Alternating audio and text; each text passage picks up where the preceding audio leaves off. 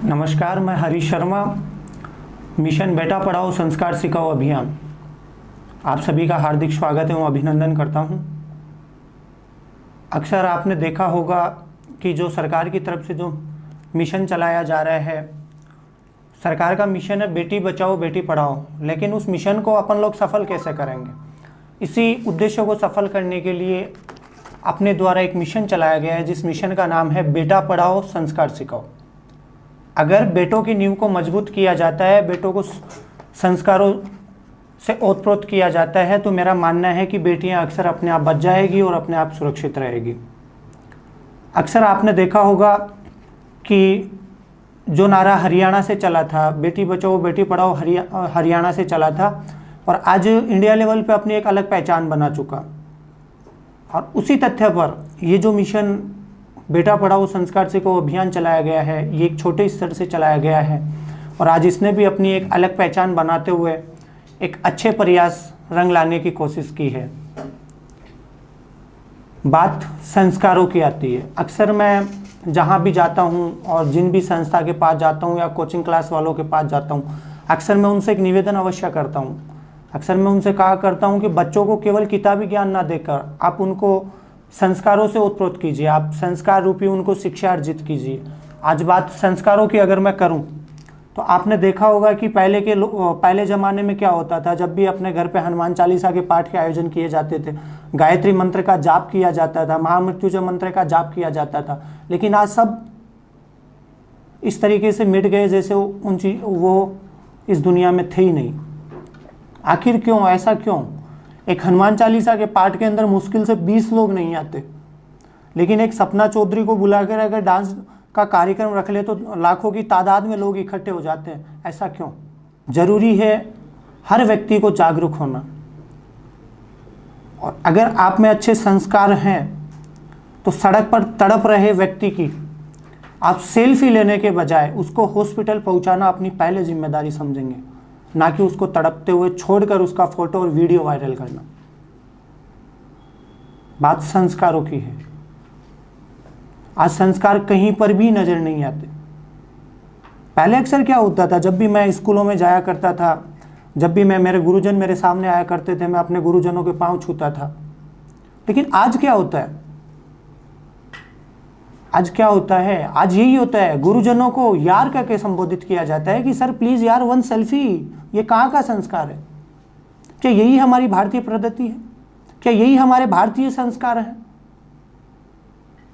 क्यों विलुप्त होते जा रहे हैं अपने भारतीय संस्कार? आज क्यों विदेशी संस्कृति को अपनाया जाता है? क्यों किसी बहन को चलती बहन बेटियों को क्यों उसको माल या आइटम कहकर पुकारा जाता है? आखिर क्यों? ऐसा क्यों? क्या कमी है उसके पीछे? क्या वजूद है उसका? लेकिन नहीं, हमें उनसे कोई मतलब नहीं है। अगर आप में संस्कार होंगे तो जो लोग जिम्मेदार, ईमानदार एवं मेहनती होते हैं उन्हें ईश्वर विशेष सम्मान मिलता है, क्योंकि वे इस धरती पर इसकी श्रेष्ठ रचना करते हैं। किसी के जीवन में उजाला लाना बहुत जरूरी है। आप क्लासेज में कितने बच्चे होंगे? आप क्लासेज में 50 बच्चे हैं। 50 बच्चों से मैं निवेदन करना चाहूँगा कि आप बच्चे अपनी स्तर पे आप जागरूक होइए। आप कितना खर्चा दिन में करते हैं, उस खर्चे को आप मेंटेन कीजिए, उसका 30% हिस्सा आप बचा कर रखिएगा। एक डायरी डालिएगा, उसमें आप नोट कीजिएगा कि मैंने आज के इतने पैसे बचाए हैं, और उन पैसों से आप 50 स्टूडेंट है, 50 स्टूडेंट अपनी डायरी में ऐड करें कि आज मैंने कितना पैसा बचाया है। उनको आप इकट्ठा कीजिए, और आपकी कोचिंग क्लासेज में या आप जिस स्कूल में पढ़ने जाते हैं उस स्कूल में आप देखिएगा कि अपनी क्लास में कोई बच्चा ऐसा तो नहीं जो शिक्षा से वंचित रह रहा है या उसके पास जमा करवाने के लिए पैसे नहीं है, फीस नहीं है। आप ऐसे बच्चों की मदद को आगे आइए, क्योंकि अगर आप एक व्यक्ति अगर ऐसा निर्णय लेता है तो वो 50 लोगों की सोच बदलने का कार्य करता है, और वही 50 लोग कम से कम 150 से लेकर 200 लोगों की सोच बदलने का कार्य करते हैं, तब जाकर लोगों में सोच बदलती है। लेकिन कार्य करना पड़ेगा, किसी के जीवन में उजाला लाना पड़ेगा, क्योंकि अगर जिसके जीवन में उजाला है, कभी उसके उजाले में अंधेरा लाने की कोशिश मत करना, क्योंकि जो भी लाता है उसको ऊपर वाला अवश्य हिसाब लेता है। बड़ों का आशीर्वाद प्राप्त करो। सबसे बड़ा विषय है बड़ों का आशीर्वाद प्राप्त करो। पहले जब स्कूल के लिए या कहीं भी जाते थे तो सबसे पहले माँ बाबू जी को प्रणाम करते थे, उनके चरण वंदन करते थे। लेकिन आज अक्सर ऐसा नहीं देखने को मिलता है। आज जब भी कहीं भी जाते हैं तो सबसे पहले ज़रूरी है अपना मोबाइल अवश्य चेक करते हैं, चार्जर अवश्य चेक करते हैं, ईयरफोन अवश्य चेक करते हैं कि वो मैंने साथ में लिया या नहीं लिया। परिवार के महत्व को कोई समझता ही नहीं है। पहले अक्सर संयुक्त परिवार रहा करता था। परिवार में दादा है, नाना है, नानी है, दादी है, चाची है, चाचा है, बुआ है। लेकिन आज वो संयुक्त परिवार देखने को नहीं मिलता। कहीं भी आप स्कूल में चले जाइए या किसी भी परिवार में चले जाइए, केवल एक ही नारा गूंजता है, हम दो हमारे दो। तो आपका वंश कहाँ से बढ़ेगा? और अगर यही नारा रहा ना, हम दो हमारे दो, तो मैं लिख कर देता हूं आने वाले टाइम में हम दो हमारे दो ही रह जाएंगे। ना चाचा होगा, ना भाभी होगी, ना कोई बुआ होगी, दफन हो जाएंगे सब कुछ। केवल इस संस्कृति में कि हम दो हमारे दो, यही एक वाक्य में।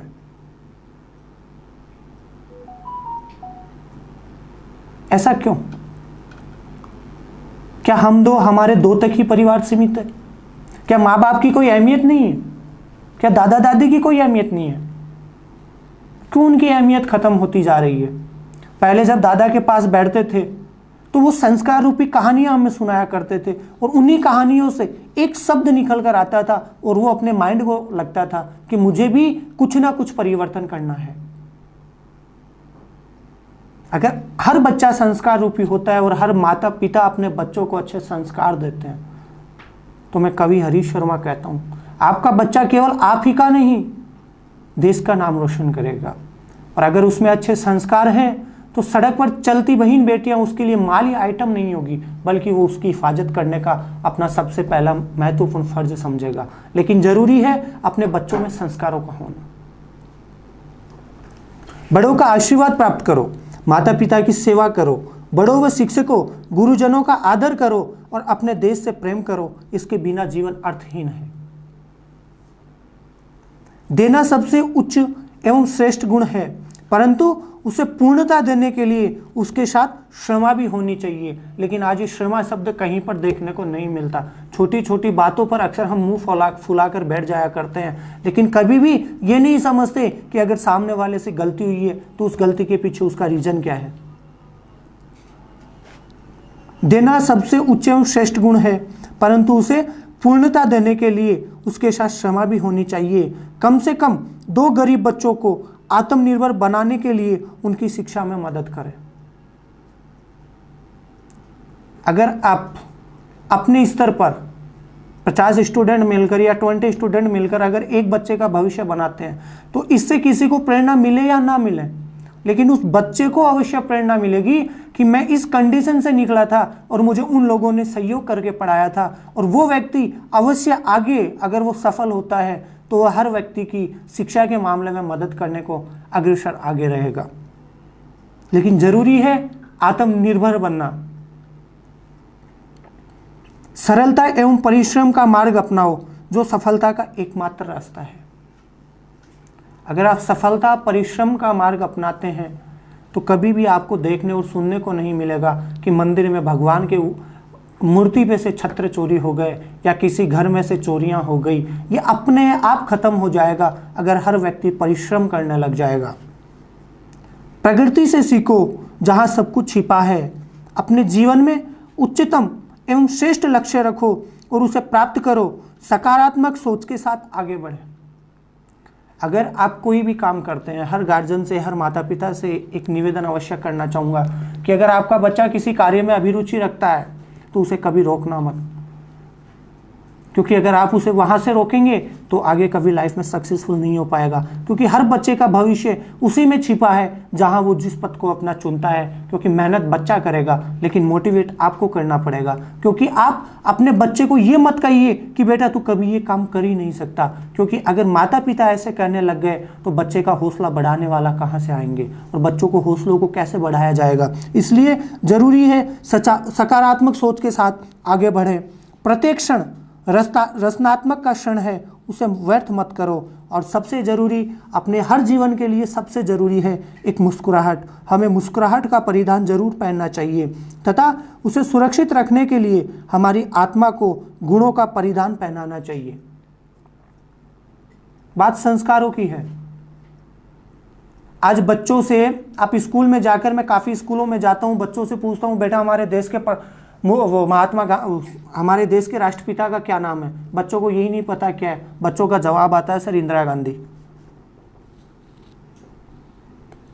कुछ दिन पहले एक संस्था की हालात है, क्योंकि बच्चों को इतिहास तो पढ़ाया ही नहीं जाता, उन्हें सिखाया ही नहीं जाता कि बेटा सबसे ज़रूरी चीज़ क्या है। सीधा आते हैं और उनको वो किताबी ज्ञान के अंदर, आजा बेटा तेरे को पढ़ना है लिखना है।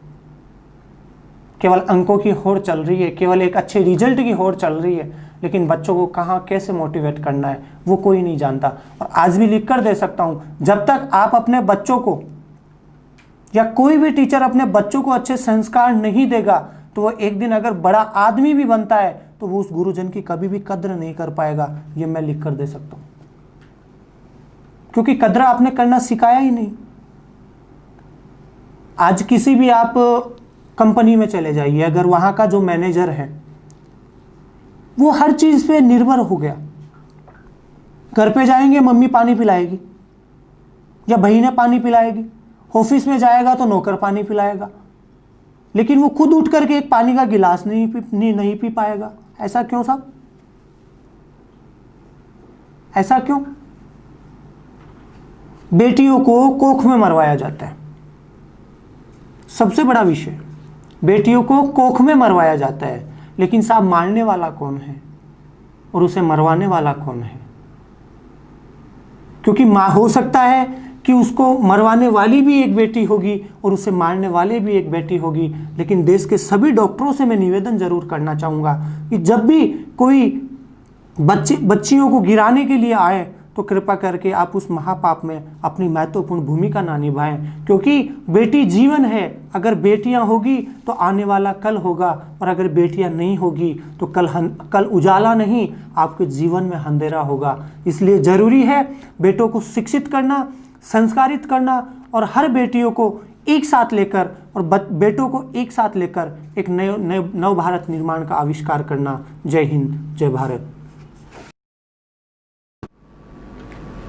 नमस्कार, मैं आकाश जूरिया, मिशन बेटा पढ़ाओ संस्कार सिखाओ अभियान, आपका हार्दिक स्वागत एवं अभिनंदन करता हूं। आज सरकार द्वारा एक मिशन चलाया जा रहा है, बेटी बचाओ बेटी पढ़ाओ। लेकिन बेटियां कब बचेंगी और कब पढ़ेंगी? जब बेटे पढ़े लिखे शिक्षित एवं संस्कारित होंगे तो बेटियां अपने आप ही बच जाएंगी। आज हम लोग देखते हैं कि शिक्षा तो सभी जगह दी जाती है, लेकिन संस्कारवान शिक्षा कहीं नहीं दी जाती। आज हमारे संस्कार हमारी संस्कृति से लुप्त होते जा रहे हैं। ऐसा क्यों? ऐसा इसलिए कि जब प्राचीन काल में जब हम देखते हैं कि जब हम प्रातः उठते थे तो अपने माता पिता के चरण स्पर्श करते थे, हम ईश्वर को याद करते थे और अपने जो बुज़ुर्ग हैं उनके साथ ज़्यादा समय व्यतीत करते थे। लेकिन आजकल के जो युवा है वो अपना अधिकांश समय सोशल मीडिया पर व्यतीत कर देते हैं। हमें इतना ये पता ही नहीं चलता कि हम अपना समय कहाँ किस चीज़ में लगा रहे हैं। लेकिन हमें बड़े बुजुर्गों के पास बैठकर उनसे अपने समाज में जो हो रहा है उसकी जानकारी लेनी चाहिए। आज हम देखते हैं कि शिक्षा का स्तर इतना गिरता जा रहा है, जिसके कारण हमारे समाज में अनेक घटनाएं घटित हो रही हैं। हम देखते हैं कि आज शिक्षा तो सभी दी जा रही है, लेकिन संस्कारवान शिक्षा नहीं दी जा रही। आज शिक्षित तो है, लेकिन शिक्षित होकर भी अशिक्षित है। आज आप किसी भी सरकारी कार्यालय में जाइए, आपको देखने को मिलेगा कि आज कितने ही बड़े अधिकारी हो, वो आपको जानने के बाद उतना सम्मान नहीं देते जितना देना चाहिए। अगर आप किसी गरीब के घर भी जाते हैं तो वो आपको कहेगा कि आइए बैठिए, और आपको उचित सम्मान मिलेगा। लेकिन आप किसी भी सरकारी कार्यालय में जाएंगे तो उस अधिकारी को जो सम्मान आपको एक व्यक्ति को देना चाहिए वो सम्मान शायद आज आपको नहीं मिल रहा।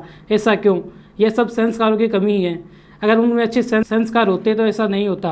अंत में मैं आपको यही कहना चाहूँगा, आओ हम सब मिलकर संस्कारों की ओर एक कदम बढ़ाएं। आओ हम सब मिलकर संस्कारों की ओर एक कदम बढ़ाएं। अपना भी एक शिक्षित एवं संस्कारित नव भारत बनाएं। देश के विकास में अपनी भी एक अहम भूमिका निभाएं। सबको पढ़ा लिखाकर शिक्षित एवं संस्कारित बनाएं। जय हिंद, जय भारत।